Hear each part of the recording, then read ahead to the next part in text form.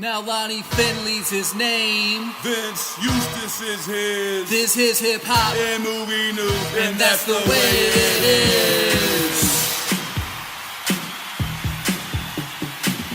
Yes, welcome to Hip Hop and Movie News, the podcast. This is episode 1, the home of real hip hop. That's real spelled R-E-E-L, because we're clever like that. I am your host, Vince Eustace. You may remember me from the Hip Hop and Movie News YouTube series. I was the host of that, and I'm very fortunate to be back and doing this podcast. I'm not alone. I brought my very good friend, the best man at my wedding. Let me introduce you to the new co-host of Hip Hop and Movie News, the podcast, Lonnie Finley. What's going on? Lonnie Finley here. You may remember me from the guy who showed LeBron James his Miami Heat jersey for the Nike Boom campaign several years ago. Or you may not. It was really fast, and but I told a lot of people about it, so it was big for me at the time. And I think big for him, too. Well, that was the first time he saw his jersey. That's the first time he saw his jersey.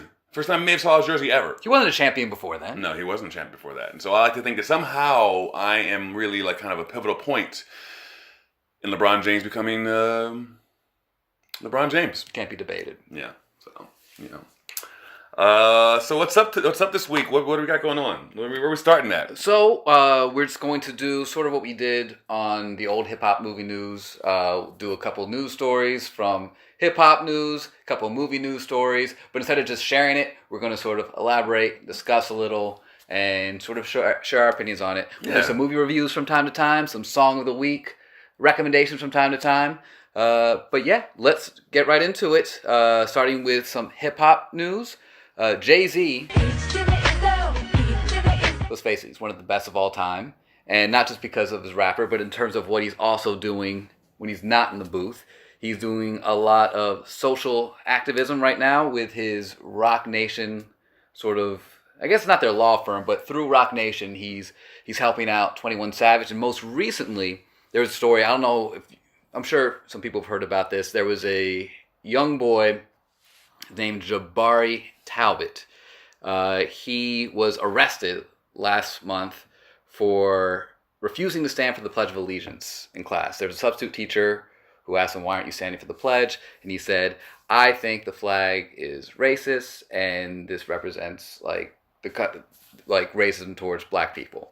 To which she responded, "Well, if you don't like it, why don't you move back to where you're from?" Which is also very problematic. Now, what do you think she meant when she said back to where he was from? What was she referring to?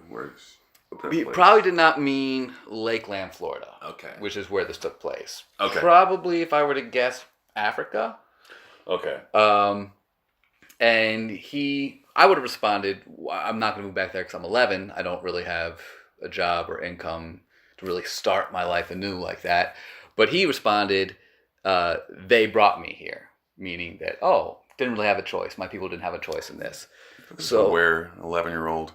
Yeah. Before you get too much in the story, I just want to I think this might be a good point in time to say this. Listen here, Florida. I am sick and tired of your stuff. Sometimes it's hilarious. Sometimes the things that happen in Florida are hilarious. Yes. Sometimes they're downright scary, and it's about maybe there's a zombie outbreak. Mm-hmm. Whatever it is, it's all over the place with Florida, and I'm sick and tired of them right now. And I have friends from Florida, and there's probably listeners and people who are from Florida. I'm not knocking you. I'm just saying, what's going on? I'm from DC. I claim DC. There's things that happen there that I don't always like and whatever. But Florida, you got to get it together, man. The racism in Florida, which is a thing that has still continued and is not seem to be breaking or stopping at any point. I mean, go back to where you're from to 11-year-old kid. No wonder he's aware that they brought me here because he's I live in Florida. I understand. It's horrible. This is not a choice. Just come on, Florida. I'm just sick and tired of you right now. Sorry. So apparently they were saying he was being disruptive. So they called a school resource officer who arrested him. I don't know. Back in my day, we usually just went to the principal's office, got suspended, but he was arrested. Reportedly citing disruptive behavior, refusal to comply with classroom instructions. School reports state that Talbot verbally threatened the teacher, principal, and resource officer. However, Jay-Z and Team Rock stepped in when they heard about the story, and we like to help. It's crazy that this 11-year-old was arrested for exercising, like, basically free speech. It's his right to not stand for the Pledge of Allegiance. And so they worked hard. Attorney Alex Spiro, who represented Jay-Z, Mick Jagger, I think he also worked on the 21 Savage immigration case, took on the case, no fee. And this week it was announced that the case has been dismissed. Jabari Talbot has no charges against him. He's good. He's in the clear. So another victory for Team Rock and Jay-Z. I'm confused. Like, you said that they worked hard to get this done. Mm-hmm. How hard is it illegal to not stand up? I'm confused about this. You can arrest someone who is a child who's 11 years old because they don't stand up for the flag or put their hands to the heart. No, you can't do that. No. I don't understand why it's even a situation. If I'm in the military and I don't salute, you can do whatever you need to do, because I've signed away my life to the military and I said I'm going to follow all your rules or whatever. If you are an 11-year-old kid in America and you don't stand up for something, like, legitimately stand on your feet for a flag or whatever, you can be arrested by that? I don't understand how that's even a case that we're even discussing right now. No, it is possible, because I was reading people who were like, there are people defending that this child was arrested, and they were saying that it was because he wasn't being arrested because he didn't stand for the flag. He was getting arrested because he verbally threatened like the teacher or something, which I guess there was not enough evidence for that, which is why it was dropped. So maybe that was what they were gunning for. But at the same time, this whole thing was handled completely wrong from the beginning. Like, there was absolutely no way that arrests should have been made, period. Did you see, and then I'm going to just switch this over because I just saw this. Mm-hmm. The Idris Elba hosted SNL this past week. I saw a couple sketches. Okay, did you see The Impossible Hulk? Yes, I did see that. Okay, The Impossible Hulk is literally what this is about right now. So if you have not seen this, I don't want to give away too much, but I'm going to. Idris Elba, it starts out, he's in a department store. He sees a shirt he wants to buy, and it says 50% off on the rack. He gets the shirt, buys it, goes up to the thing, and lays like, oh, it's $208. And he's like, what are you talking about? It says 50% off. She's like, well, the shirt was in the wrong area. I'm sorry. And so she's like, sir, you can't get your money back. We only do store credit. And he's like, this is wrong. He's like, you're taking advantage of me. And she's like, sir, I'll make it security. And so he's like, you don't do that. You wouldn't like me when I get upset. And then he kind of hulks out into a mid-30s white woman who proceeds to get upset for no reason at all, essentially, and calls the police and... Stop grabbing my arm. You're being very aggressive right now. It basically boils down to all the past summers, corner store Carol and so when I hear that this kid may be verbally abused or attacked, I'm like, I don't know what to believe in that, because as a black man, I feel like I'm saying something sometimes. People are like, hey, whoa, relax, calm down. And I'm like, what are you talking about?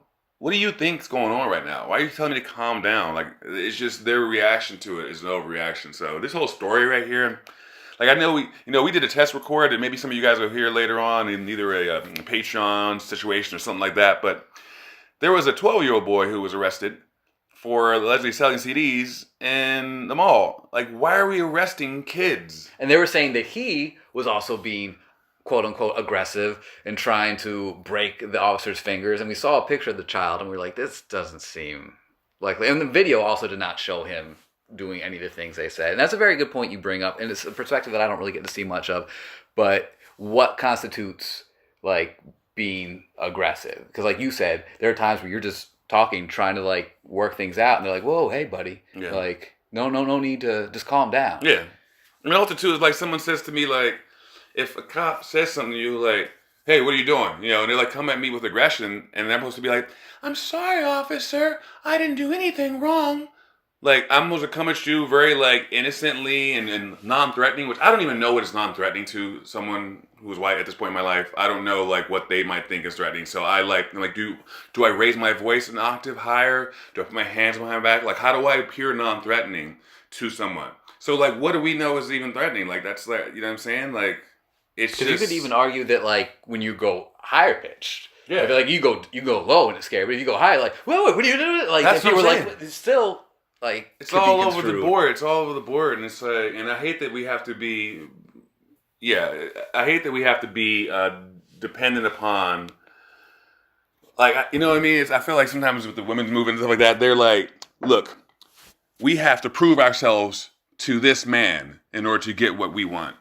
And I feel like the same situation and how we are as black people, I have to now think about how a white person who's in charge, or whatever race this person is who is against him, because she may not be white, I understand that. But like, you have to like try and prove yourself to this person. You have to try to like, you constantly live in this thing where you're like, you don't think it's racist for me to stand up for the flag, but now you guys are detaining me. You just told me to go back to where I'm from. Yeah. This is exactly what I'm talking about. You know, Yeah. So I don't want to beat this thing to death, but I'm just, you know, whenever, thank you to Jay-Z and Team Rock. I really think that like a lot of what they're doing is focusing on these stories that get less attention and really highlighting them, calling people out and doing what they can to get help would not normally go towards this kid. Right. Who would defend this kid? Does this kid's family have, you know, what happens to him? How does his life change from this point on? Is he now going to juvenile, whatever? Like, what happens to that kid if Jay-Z and Team Rock don't make this thing a big story? And how many more kids have this happen? How many other kids in that school were like, my teacher said this the other day, and it's very racist? Again, Florida. Yeah. You're not the only places that are doing it, but come on, you know. Yeah. So, anyway. No, very, very strong points. Yeah. But yeah, thank God that it worked out. Yeah. For the better. Transitioning into sort of hip hop and movie news together, two of our favorite rappers, Method Man and Redman, have been confirmed for, I didn't even know they were doing this, a new Jay and Silent Bob movie. It's called Jay and Silent Bob Reboot, which I think just hearing this alone, I feel sounds cool because Jay and Silent Bob were kind of like the 90s version of Cheech and Chong. That's like our version of Cheech and Chong when we were younger. And then Method Man and Redman with How High and just like their records were also kind of like the hip hop version of Cheech and Chong. So it makes sense that they would come together. Now, this, I believe, was weirdly teased, and I didn't even realize it until about right now. So, Method Man, when the host of Drop the Mic. Yes. So he had Jason Mewes and Kevin Smith. Sorry, I don't know why that's so weird. Jason Mewes and Kevin Smith. I'm actually more surprised I got Jason Mewes' name right. Yeah, that's pretty impressive. Jason Mewes and Kevin Smith on there to do like a battle against each other.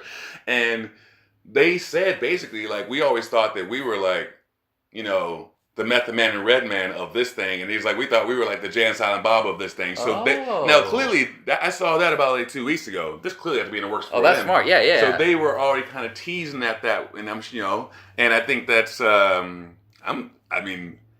I'm excited in general. Yes. Mainly because it's always nice to know that Redman's still alive. Redman's making pretty good music, too. I know, but you know what I mean? Just like when you see him, I'm always like, because Method Man stays prominent all the time. So the movie, there not a lot of details about it, but apparently it's supposed to be based on the last Jay and Silent Bob movie. There wasn't Clerks sequel. The Jay and Silent Bob Strike Back. And the premise of that was they were going to Hollywood because they found out that Blunt Man and Chronic, the comic book characters of their likeness, the movie was being made, and they're like, we don't like that, we're not getting any money off that, so they went to try and stop it. So apparently the reboot is they find out that they are rebooting Blunt Man and Chronic, so they're going to stop it again.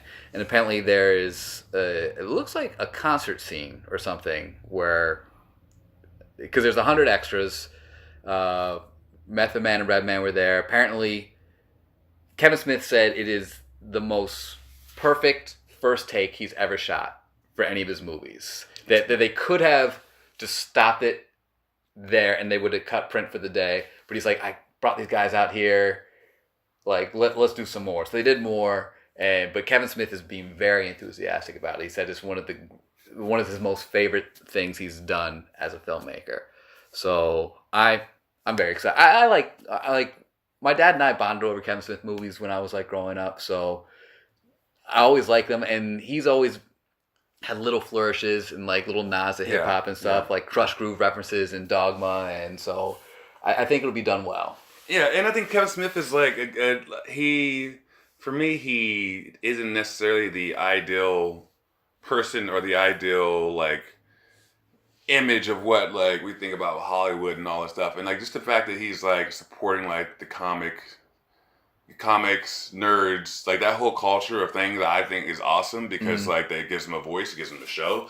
So I've always been like behind Kevin Smith, and the fact that like this collaboration's coming about, I think it's awesome. I'm another person. I'll watch what he does. I saw him once in a Whole Foods, so I feel like I'm kind of already like really best friends with him. Yeah. So well, I mean, like LeBron's your best friend, and then Kevin Smith is like second in command. Yeah, like I see him sometimes. I'm like, yo, Kevin, what's good? And he's like, same old. Got this new thing working on. He didn't tell me about this, which I'm a little upset about, but well, maybe they're still filming. Like I'm sure they got the Man Redman stuff done, and then they're still working on the rest. Yeah.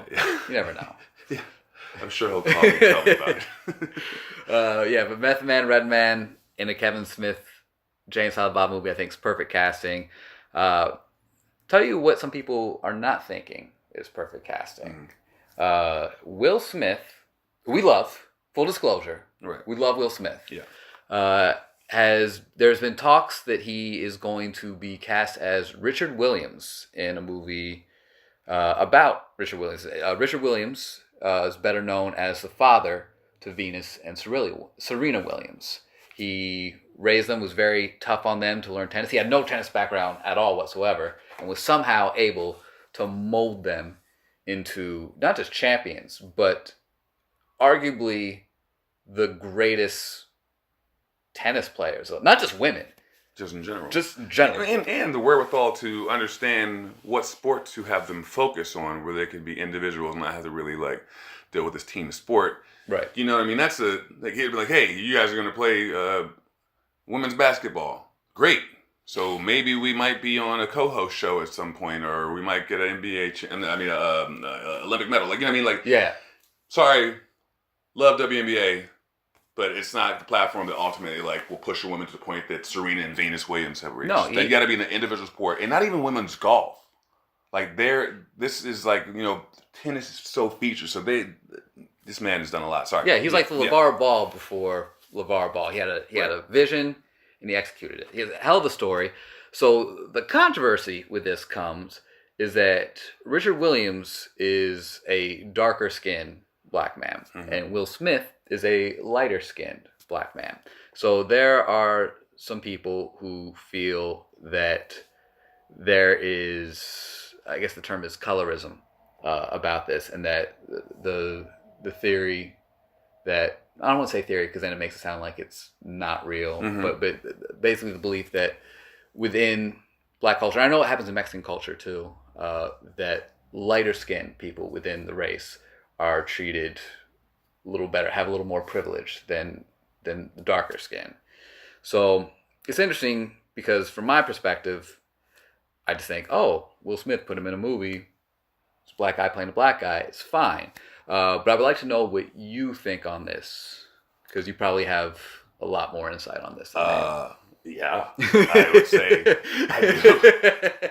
First, I'll start off by saying, did you like The Pursuit of Happiness? Yes. Well, Will Smith played a dude who was dark skinned to him. Did a great job at it. It was awesome. Relax. Nominated for an Oscar. I'm light skinned, and yes, throughout I have been, as a kid, there was one dude who I hope the best for him right now, but he seemed pretty much like he was an idiot at times, so who the hell knows what's going on. But he would be like, yo, white boy. And I'm like, white boy? I'm like, what are you talking about? I'm black, you're black, whatever. Oh, I'm light skinned, so you can call me white boy. I can't even fathom what's going on. Both my parents are black. Right, so my mom's light skinned. Right, so my great grandmother, my mom's side's white. So I have a white in my family. So what? Like I understand what darker skinned black people are saying when they're like, you're accepted more, because I've had people who have actually told me that.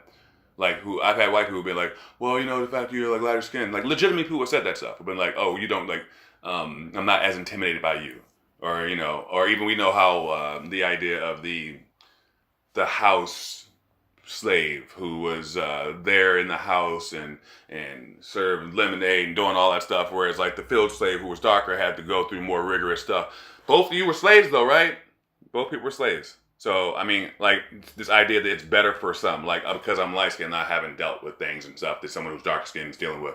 Like that whole internal debate between whatever, it's just like it doesn't help the situation. It's stupid to me. Because you're telling me, so now if someone is completely mixed, where like their father's white and their mother's black, so that kid can't claim black at all? You can't claim it. Like, and then also the idea that I have to claim it. It's just stupid. I'm just tired of this debate. I have heard it a lot. I do deal with it. And people who are dark skinned, look, if you ever come to me and you say something like, I haven't whatever dealt with as much stuff as you because whatever, I'm like, so what? That's your thing to deal with. This is stupid. This debate is dumb.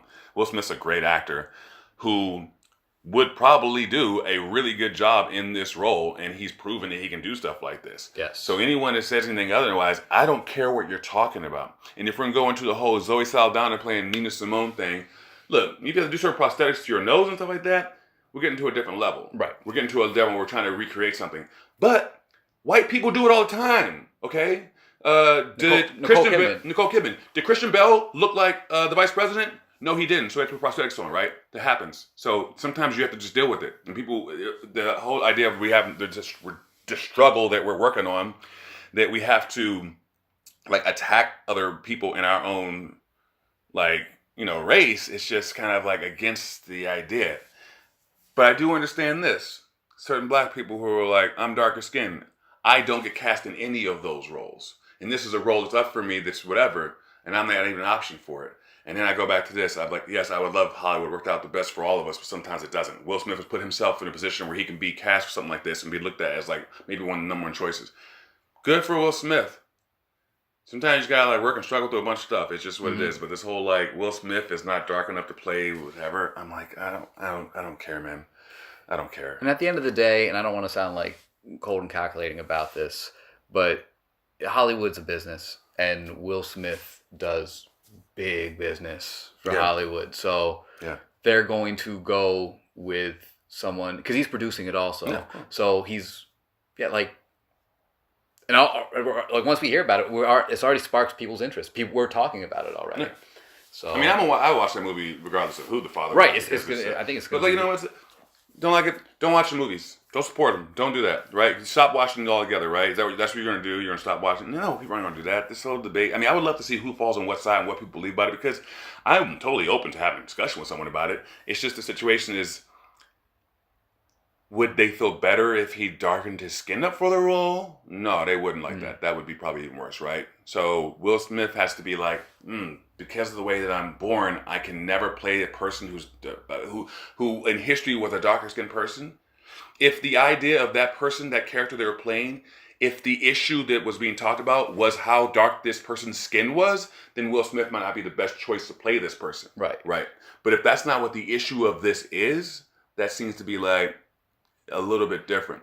So now if we're thinking that the audience, who is like, let's say a non-black audience, is going to perceive their father as different because he's played by a lighter skinned man, like I'm not sure what the debate is. I'm not sure how to like fall in it. For me, it's just like, if people think that you don't struggle because you're a lighter skinned black person as much as you do as you're a dark skinned black person, I'm like, right, because so now the fact is you don't hang out with white people because you're darker skinned, and so I'm not accepted by them. And so the fact that I am accepted by them, now I'm in a comfortable position. If you've ever been in a room when you're the only black person around a bunch of white people, if you think that's ultimately an overly comfortable thing, I'm going to tell you it's not.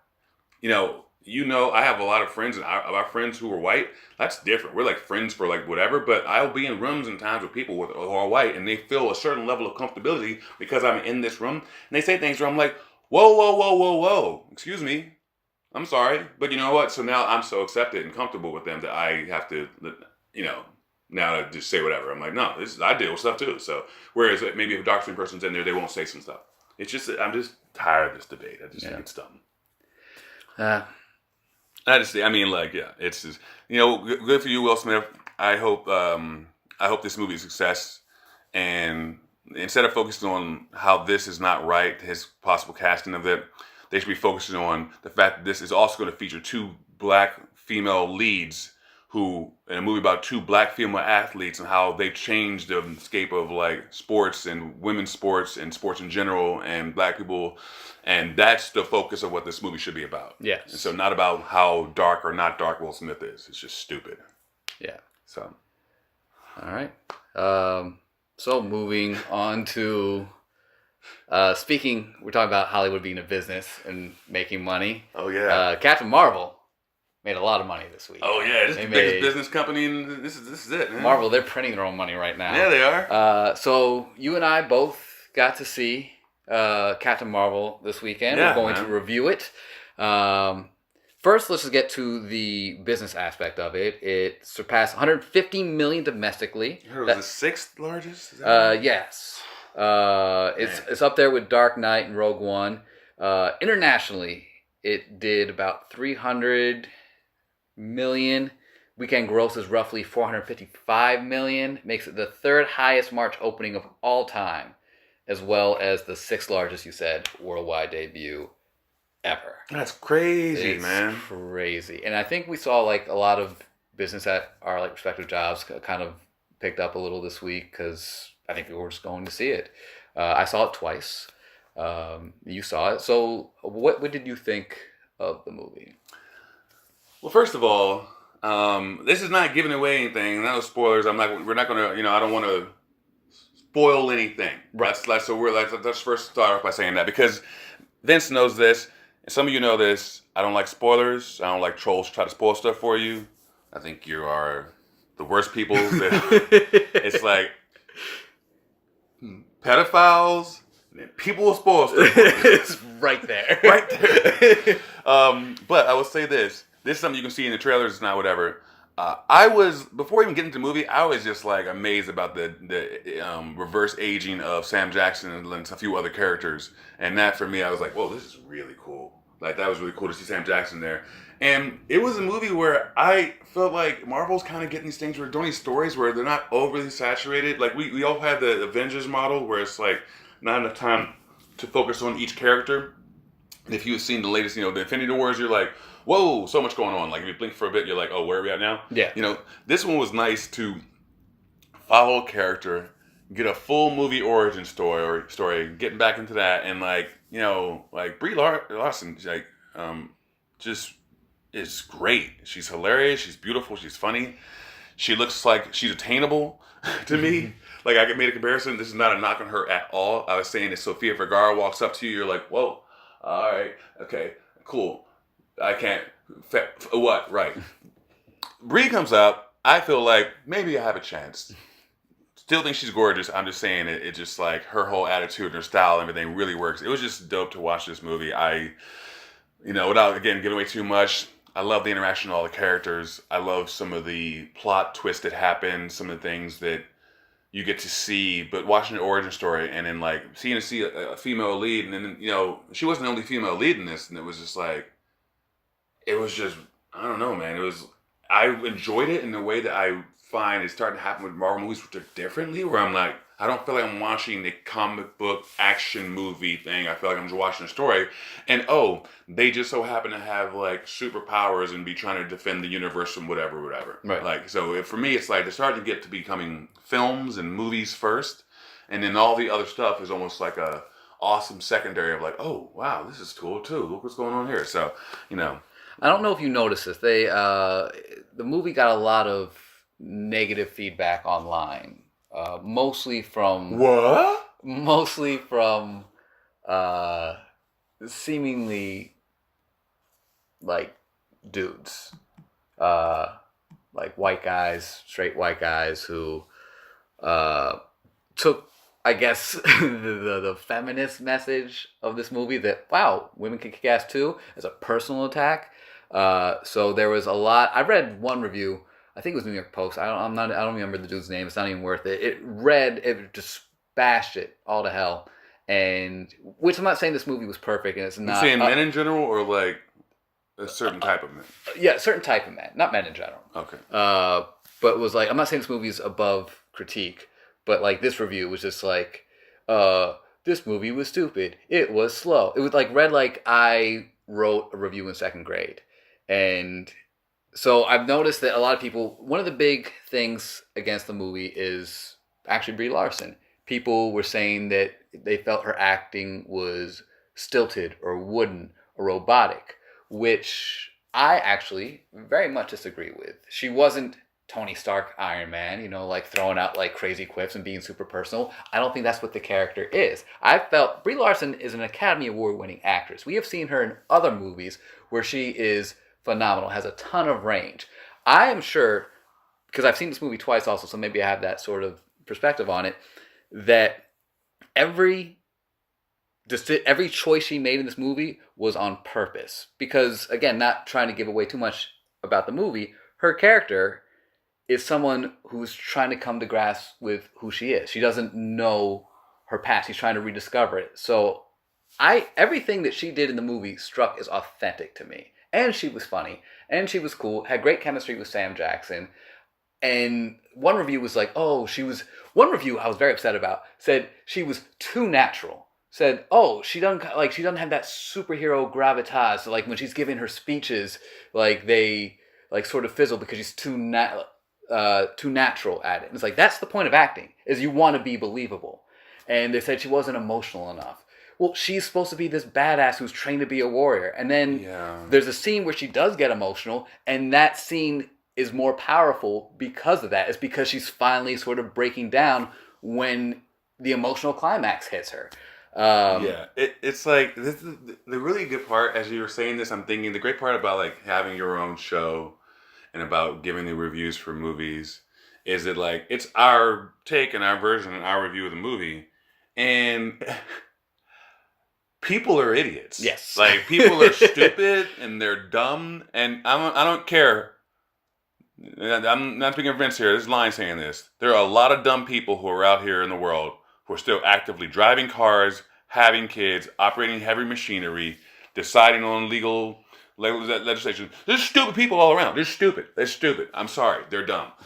Everybody's not supposed to be here. Some of us are stupid. Right.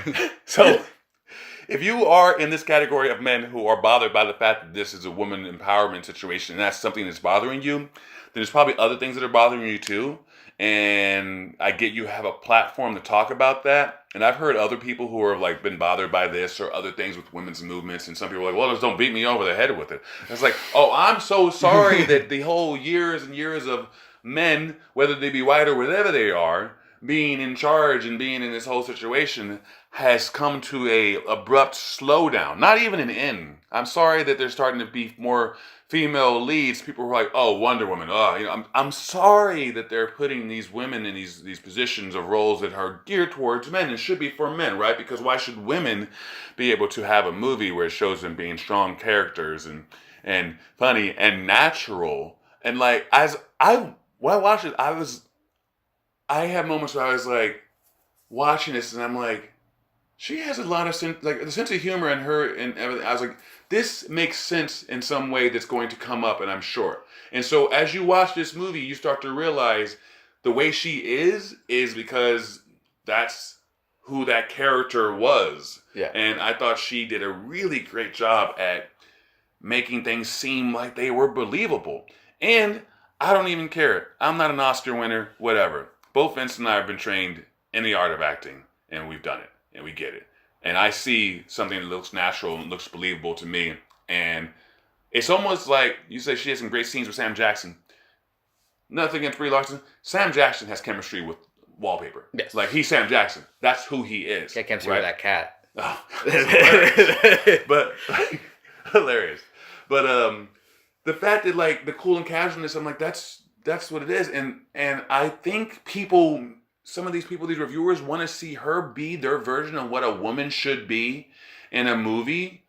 Maybe even more like Wonder Woman, where it's like that part when she has discovered ice cream. She's like, ooh, it's just like this naive, young, hot thing who like gives these empowering speeches and blah, blah, blah, blah, blah. But this is not who that story is about. Yeah. This is about a person who is discovering their identity in this world of superheroes and what they do. She's a goddamn fighter pilot. Right. It's just stupid to me. And also, the funny part about this is the whole movie is so cyclical because in the movie, the women are having to fight and compete against the fact that they are not given the same opportunities as men because of whatever it is. And then the actual movie itself, reviewed by men, is like not getting the right due because they're women. It's just so hilarious. The reason why the movie has to be made. I don't know who this reviewer is or who they all are. I want you to stop writing stuff. I'm tired of you. I'm done with you. You're stupid. The movie I thought was really good, and I really enjoyed that it didn't feel like an over-the-top Marvel movie, which they start to feel like at certain points in time. I love Black Panther. That last Black Panther scene when they're fighting and thing, I love it. But it does feel like a PlayStation 4 like recreation, like a little like a video game trailer for whatever. I mean, yeah, I still love it, but there's points where I'm like, there's a lot of stuff going on here that I don't whatever. I didn't get that with the Captain Marvel movie. And I will say this, in terms of critique of the movie, I talked about it with my wife, Maritza.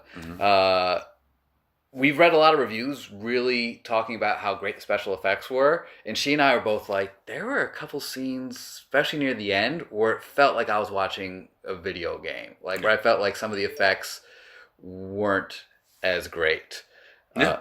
But, again, that was one of the few things. I thought Ben Mendelsohn was fantastic as the main Skrull guy. He's really good. Our friend Matt Wright's been telling me about him for years. I know he's been in a ton of stuff, he's great, but yeah. I mean, he's really starting to like flex some stuff right now, and everyone's talking about and the humor him. and the subtleties and things like that. And you know what? This is the thing about it too. Part of the CGI stuff is that like they're not going to not put it in there. Yeah.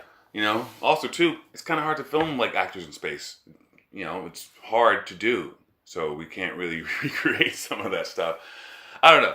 I enjoy the movie. I would give it. Let's see. Well, let's discuss. So on the old hip hop movie news, we had a system in place to rank the movies. It was a ticket system, 0 to 3 tickets. So if we rank a movie 0 tickets, it means it's awful. Like, don't bother seeing it ever. 1 ticket means, all right, like, it's not bad. Maybe see it by yourself or wait for it to come on Netflix or HBO, or you can see it on TV. 2 ticket stubs means super solid, recommend it, good to see with a friend, take a date. And then 3 ticket stubs means like highly, highly, highly, highly, highly recommend it. Take everyone you know to go see it. Like, can't miss it. Can't miss this movie. Would you like me to do mine first, or your first, or? You know, I'm gonna go right and say I'll give it 3 tickets off the bat. Wow. I'll give it 3 tickets, and I think you should go take people and go see it. I do want to go see it again. And I was in a movie theater and I had like families around me, and there was like young kids like clapping, like people. There was like, you know, there's scenes where like you see these inspired things happening for women, and I, you know what, I would say 3 tickets, go see it. It's a Marvel movie. I've already, you know, given them tons of money, and I will continue to give them tons of money because I enjoy the product they're putting out. And they're doing a lot of stuff where they're featuring, you know, they do a movie, they feature a majority black cast, which is not happening in a major movie like that. And they're featuring female lead, which is not usually happening in things like this. So I want to see more of these things because as a black actor and a person, the creative who lives in Los Angeles and works and stuff, it is not the commonplace thing for us. And so I want to see more of it. So I'm going to give it 3 tickets for just the fact that it changed things up and the fact that it pisses off people, men, who can't get through their thick skulls. Like, things are changing. Deal with it. Sorry. Yes. The times of comfortability might be over for you. Maybe it's comfortable times for other people. Yeah. Relax. 3 tickets. I was torn on the ticket rating for this, mostly because on the last Hip Hop Movie News reiteration, it has been brought to my attention that I sometimes was very lenient on the rating system. And so I said during our test run that I was going to try and like really not like be strict about it. Yeah, I mean, don't overdo it. No, I'm not gonna overdo it. I'm a huge Marvel fan, so I think just for the most part, any Marvel movie that I like, I would give 3. From a movie standpoint, I would give it like a 2. I would still strongly recommend this movie, and I would still think that you like definitely need to see this, especially if you're a Marvel fan, because it just like totally ties into what's going to be happening in Endgame. Again, like just like little things like the special effects weren't as good at times, but I think Brie Larson was great. I would give it as close to a 3 as possible, but I'd still probably give it a 2. Still highly recommended. Still love it. Encourage everyone to go see it. But hated it. but I wouldn't necessarily like call everyone up and be like, we all need to see this right now. I'd be like, oh, hey, like, Lonnie, do you want to see it? Or like, Maritza, do you want to see it? So You realize now that like I'm going to be anticipating what you consider a 3 level is. here's something I've also considered, because this is going to come back and bite me in the ass. We might need to go back and look at some of the movies I reviewed, and it's like, full disclosure, and not everyone jump down my throat at once. I once gave the Entourage movie 3 tickets, which I don't stand by now. Like, I look back and was like, oh, I really enjoyed that movie, more than a lot of people did, but it's not a 3-ticket movie. So maybe at some point we can go back and review some movies. Yeah. Because there's other movies that I also gave like 2 tickets to. When I look back, I'm like, that was the one. I don't recommend that to anyone. Like, or I recommend it to like one person. And then here's part of it though. Is it like it's how you felt about the movie? Yes. You're an Entourage fan. Right. Seeing that is, you might think it's a 3. You might see things like, oh wow, oh it was great to see all this stuff. I'm an Entourage fan, but still, it's not a 3. I don't know. I think I saw it early in the morning. I was tired. Oh, okay. All right. Well, trying to help Entourage out. No, apparently the movie's just crap. All right. So Captain Marvel is better than Entourage. Yeah, well, that's not at all a surprise there. But yeah, it's go check it out. Get out there. This movie is in desperate need of not making back its investment. So yeah, please support Marvel. They're a struggling company. Yeah, mom and pop top operation. They need your money. You might be able to get some fan gear. I don't know if they started marketing that at all. But yeah, really just kind of help out Marvel. They don't seem to be making much money. We really want to keep Sam Jackson acting. It seems like, he's not good enough fading work. Into obscurity. Yeah. Okay, so that was great. We recommend go seeing Captain Marvel. Song of the week this week is by Billy Danze from MOP, the Mash Out Posse. It's called, please forgive my very Caucasian pronunciation of the title, Aight. Ooh. Yeah, how'd I do? Yeah, I don't really want to comment on how you do. All right. I think it's interesting because the song, I don't think they ever say the word Aight. They say he's all right in the hook multiple times.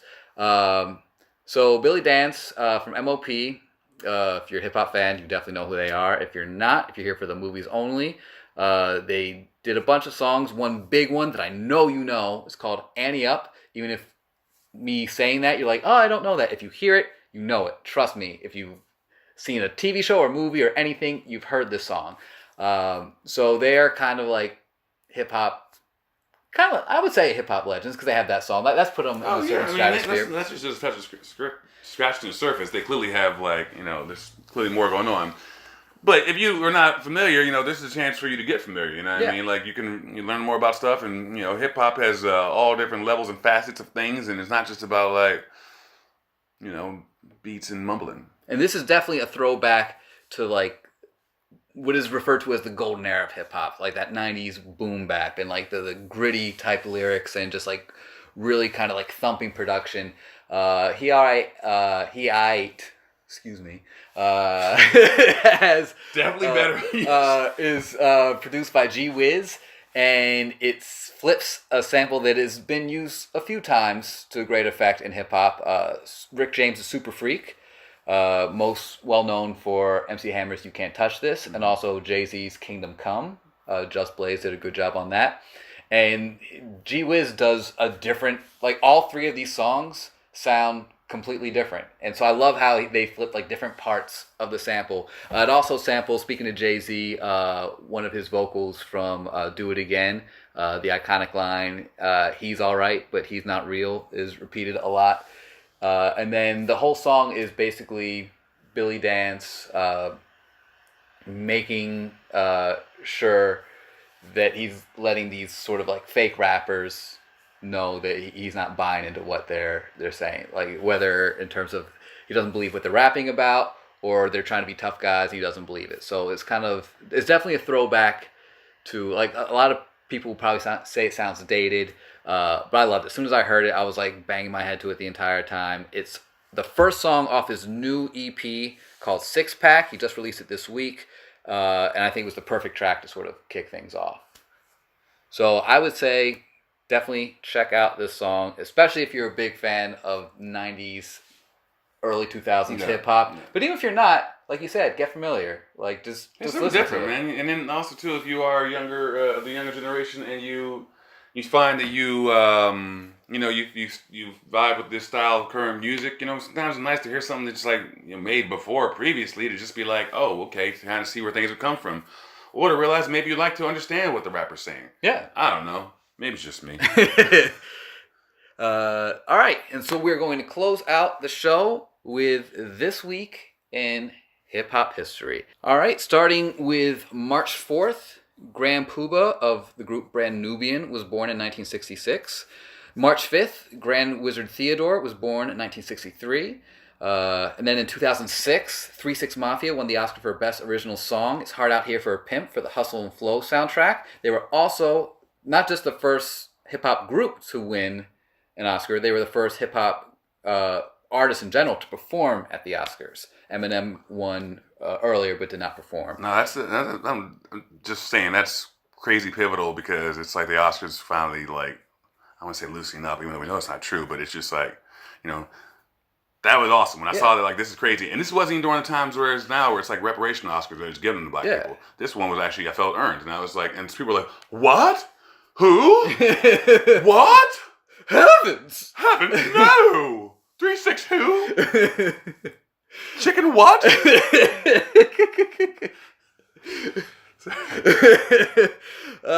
March 6th, Beanie Siegel was born in 1974. March 7th, the Beastie Boys' License to Ill became the first hip-hop album to hit #1 on the Billboard 200 chart. That was in 1987. March 8th, in 1991, the movie New Jack City, starring Ice-T and Wesley Snipes and Judd Nelson and Chris Rock.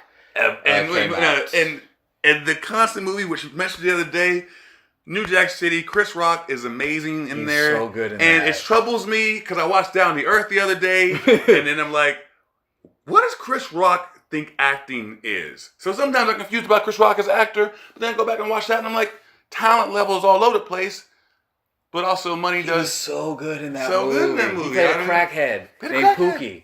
So and good. Also, New Jack City, Judd Nelson is relevant in that. He's relevant. Yes. It's not a B movie. It's a relevant movie for Judd Nelson. I'm sorry. Yeah, he was a star back then. Yeah.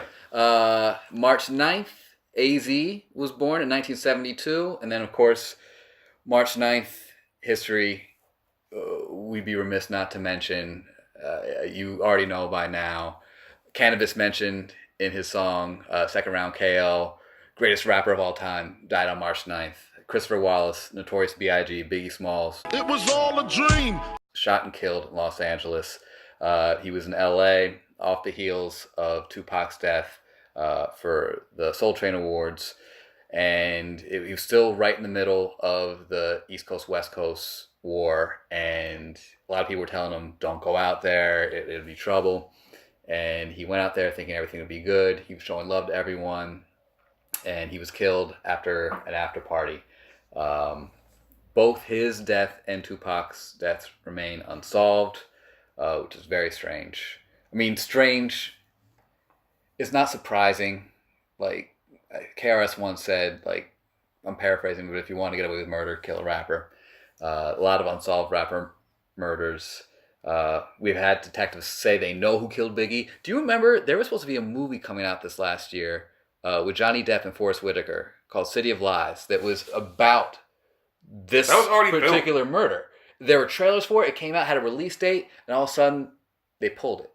And they were saying like, oh, well, there's problems with like Johnny Depp, like his personal, like strange things. But there's a rumor that first thing I thought of was that maybe like the powers that be had it pulled. Did he? Maybe. I was thinking LAPD. But maybe did he also? I haven't seen the movie, so I don't know. I don't know. I ain't saying did he did anything. I'm saying it's a lot of stuff going on. I don't know what's going on. I feel like he knows more than he's talking about. I would like to have a sit down interview with Diddy and just be like, just Maybe give them like a what is that serum is to give someone like take for lie detectors and just truth serum. I don't know. Maybe it's not true thing. Maybe it's true thing. I think CIA has it. Anyway, I want to hear give them Ciroc. Yeah, just get them, I'll give you some vanilla Ciroc. Drink champs. And after you throw up for a little bit, tell me the truth about what's going on. And yes, the LAPD has a history of covering up certain situations in which not paint them in a positive light, whether it be officers who turned against their own and who were later gunned down and burned down and forgotten about. Anyway, we said too much. We said too much. Avenge us. Oh, and then also on March 10th, Rick Rubin was born in 1963. Huge help in making hip hop popular. Absolutely. Co-founder of Def Jam, instrumental in LL Cool J, Run DMC, Beastie Boys. I mean, let's continue. And then he's also branched out into other things, but in terms of hip hop, he's definitely someone who has helped out a lot. And then another influential producer in his own way, Timbaland, was born in 1972. Absolutely, man. I don't think you can really talk about hip hop without talking about like Timbaland too, but you know. So that wraps that up.